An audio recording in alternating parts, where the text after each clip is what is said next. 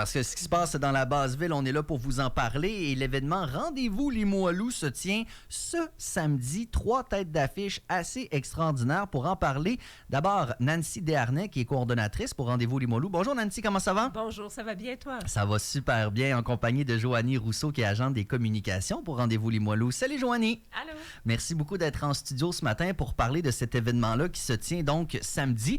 Rendez-vous Limoilou. On dirait que ça me sonne une cloche, mais c'est-tu nouveau? C'est-tu pas nouveau? On en est où dans cet événement-là, là?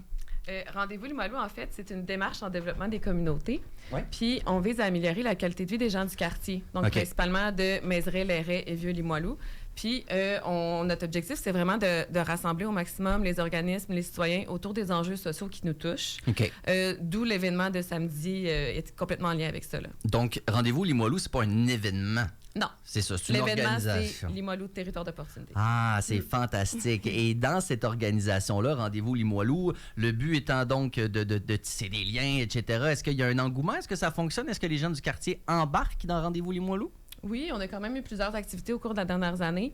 Rendez-vous Limoilou a passé par plusieurs réorganisations, puis la dernière année a vraiment été comme la plus solide, si on peut dire. Puis c'est vraiment là qu'on se déploie sur le terrain, là, vraiment. Ouais. Comment ça se passe, le sentiment d'appartenance puis de solidarité dans Limoilou? Parce que c'est quelque chose dont on a entendu parler beaucoup, entre autres ici dans Saint-Roch, Saint-Sauveur, pendant les élections. Même Vanier, ils ont fait une exposition sur l'histoire de Vanier. C'est important, le sentiment d'attachement au quartier. Comment ça se passe du côté de Limoilou, selon ce que vous ressentez?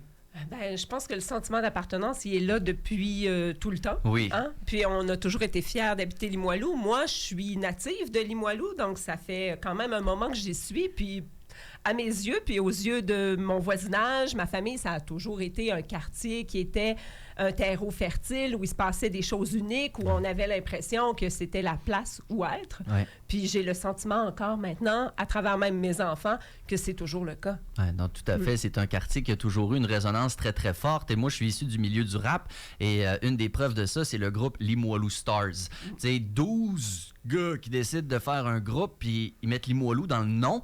C'est quand même assez évocateur de la fierté que ce quartier-là peut évoquer. Et parlant du groupe Limoilou Stars, un des membres fondateurs, c'est le rappeur Webster. Et pour l'événement de samedi, il sera là. À quoi est-ce qu'on s'attend pour la journée de samedi? Pour la journée de samedi, c'est une journée qui sera, je dirais, sous le signe de la non-conformité. Ah, donc, ouais, c'est ça. Donc, on invite les gens à venir, puis on ouvre sur quelque chose dont on n'a pas l'habitude, autant dans l'organisation de la journée que dans la manière dont on va, tranquillement, pas vite, faire un build-up vers vous, qu'est-ce que vous voulez voir naître dans vos quartiers, puis que vous trouvez important d'agir sur.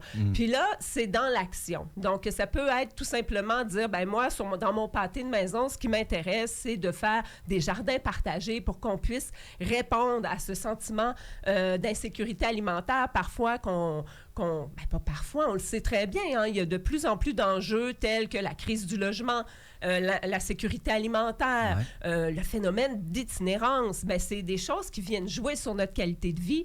Puis lors de cette journée-là, on va aborder ça, mais de manière très positive.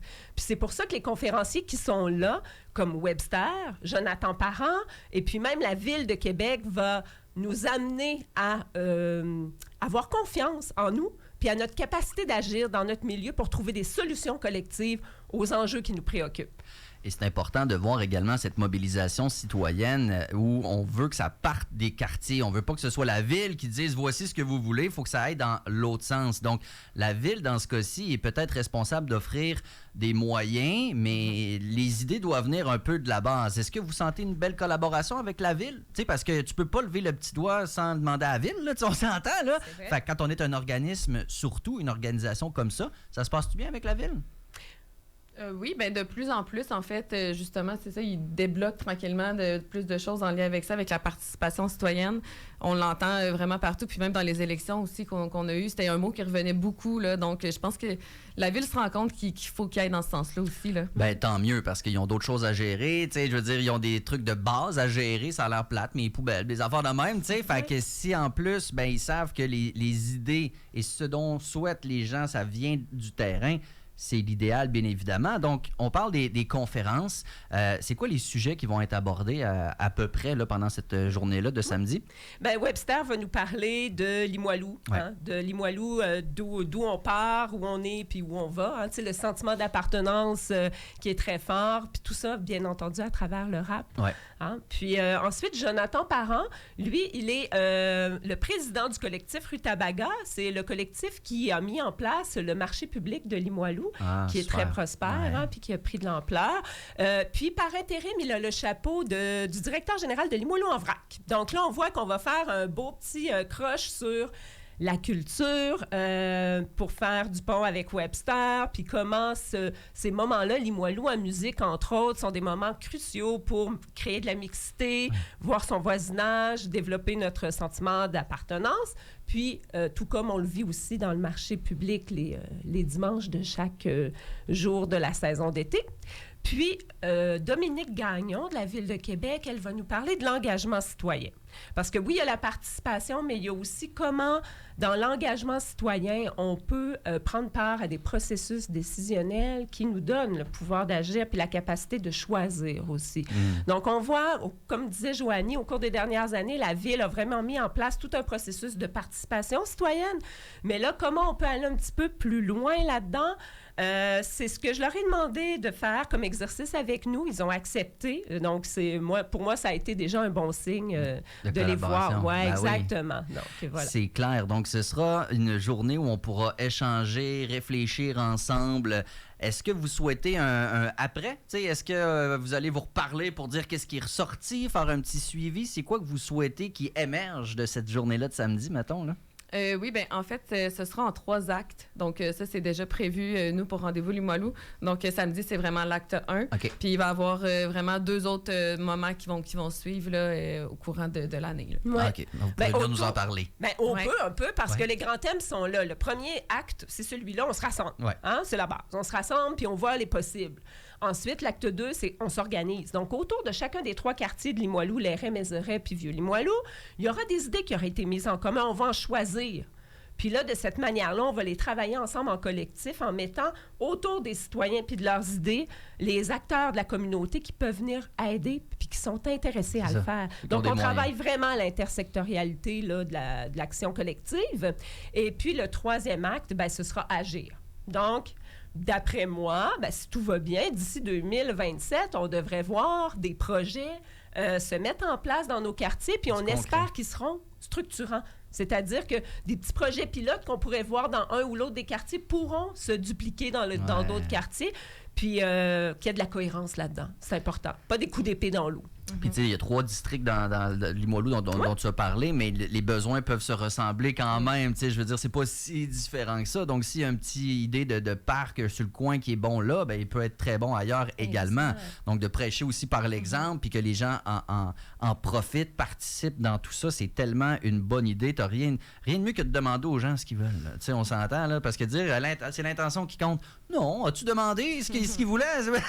C'est pas juste ton intention, là. Oui, ça peut être des idées flyées du genre, moi, je trouve que je suis tannée d'avoir ma tondeuse, mon ci, mon ça. Est-ce qu'on pourrait pas faire des cabanons mutualisés d'un tour de bloc, puis là, tout d'un coup, on partage, tu sais, on peut aller loin, là. Oui, donc, c'est ça qui est le fun. Toutes les idées que moi, je trouve d'avant-garde, c'est l'occasion de nous les amener, puis de voir ça crée, ça fait de résonance auprès des gens qui seront avec nous cette journée-là. La science-fiction d'hier et la réalité d'aujourd'hui. Fait que, tu sais, même si ça a l'air flyé sur le coup, on sait jamais. Tu sais, ça peut devenir la norme. Donc, rendez-vous Limoilou, c'est ce samedi. Faut-tu s'inscrire? On se présente où? Comment ça fonctionne pour participer? Oui, bien, en fait, on demande aux gens de s'inscrire parce qu'il y a un dîner qui est offert. OK, cool. Puis une halte garderie également. Donc, s'il y a des parents qui veulent venir, puis ça, il faut le mentionner dans l'inscription. Puis les inscriptions ferment à 16h aujourd'hui. Donc, c'est vraiment dernière chance pour les gens de s'inscrire là, pour être avec nous samedi. Comment est-ce qu'on... c'est sur un site web, sur la page Facebook? On se rend où? Bien, la meilleure manière, c'est d'aller sur Facebook, sur le Facebook de Rendez-vous Limoilou. Il y a l'événement qui est épinglé. avec le lien vers le Google Form. Donc, on invite les gens à participer en grand nombre. Ça va être le fun. Ça va vraiment être... j'ai le mot en tête, c'est bubbly. Okay? Ça va être pétillant, je pense, autant sur le côté de l'énergie, les idées également. Ça va être génial. Donc, rendez-vous les Moilous ce samedi. Joanie Rousseau est agente des communications. Nancy Dernay est coordonnatrice. Merci à vous deux d'être venus en studio ce matin. Bravo pour l'organisation. On va vous souhaiter beaucoup de plaisir puis bien du monde. Merci beaucoup. Merci. Salut, bonne journée. Salut. 8h59, c'est tout pour Québec Réveil. Merci beaucoup d'avoir